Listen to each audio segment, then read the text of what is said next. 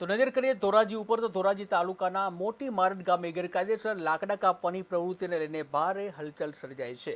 એક ખેડૂત દ્વારા જાણ કરાતા ઘટના સ્થળે ગયેલા ઉપસરપંચ અને ચાલુ સભ્યના પતિ દ્વારા લાકડાવાળા શખ્સો ઉપર જીવલેણ હુમલો કરવામાં આવ્યો છે। હાલ બંનેને ગંભીર ઇજાઓ સાથે જૂનાગઢ રિફર કરવામાં આવે છે, ત્યારે ગામમાં ભારે ઉગ્ર પ્રતિક્રિયા જોવા મળી રહી છે।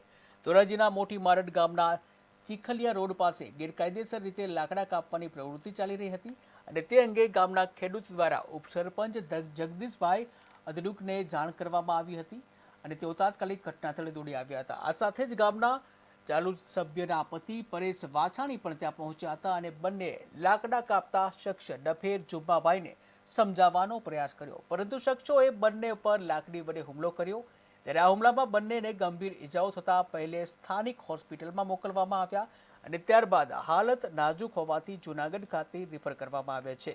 આ ઘટનાને પગલે મોટી મારડ ગામ સ્વયંભૂ બંધ થયું છે અને લોકોએ ભારે રોષ પણ વ્યક્ત કર્યો છે અને માથાભારે શખ્સ વિરુદ્ધ કડક પોલીસ કાર્યવાહી કરવાની માંગ ઉઠી છે। જગદીશભાઈ રતનસિંહભાઈ અધડુક રે મોટી મારડ। હું 10 વર્ષ સરપંચ હતો, મારા ઘરના 10 વર્ષ સરપંચ હતા અને હાલ હું ઉપસરપંચ છું।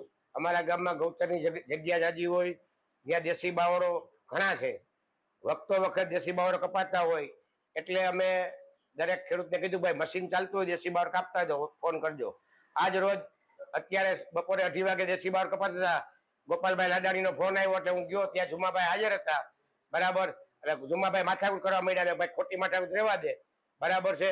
અને ત્યાંથી પછી અમે રોડ ઉપર આવ્યા, ત્યાં એના એક છોકરો ને 2 એના માણસો આવ્યા અને લાકડીઓ અમારી ઉપર હુમલો કર્યો અને એક છોકરો જેને બોલ્યો બાપા જામકરી બંદૂક આપણે અહીંયા રોડ ઉપર જ ક્યાંક રાખી છે, લઈ આવ્યા હોત તારે બેને ભડાકે દઈ દે। આ લોકો જામકરી બંદૂક પણ રાખે છે। અમારી માગણી એ છે કે આ લોકોને કડકમાં કડક સજા થવી જોઈએ અને મોટી માર મૂકીને જતા રહેવા જોઈએ। આજથી મોટી માર ગામ બંધ છે। તમને કઈ રીતે હુમલો કરવામાં આવેલો છે? અમારી ઉપર લાકડી વડે હુમલો કરવામાં આવેલ છે। કેવું ઈજા થઈ છે તમને? અમને બહુ, એક મારો હાથ ભાંગી ગયો છે, પાછળના ભાગે લાકડીઓની ભરોડો ઉઠી ગઈ છે અને પરેશભાઈને આંખ પાસે અને કાનની પાછળ લોહી। મારું નામ પરેશભાઈ રોજીભાઈ વાછાણી, હું મોટી મેળ ગામનો ખેડૂત છું।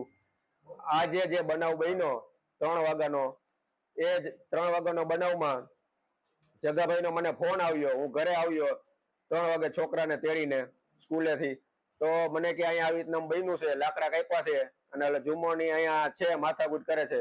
મેં કીધું હાલો હું આવું છું। હું 2 જ મિનિટમાં ત્યાં પહોંચ્યો।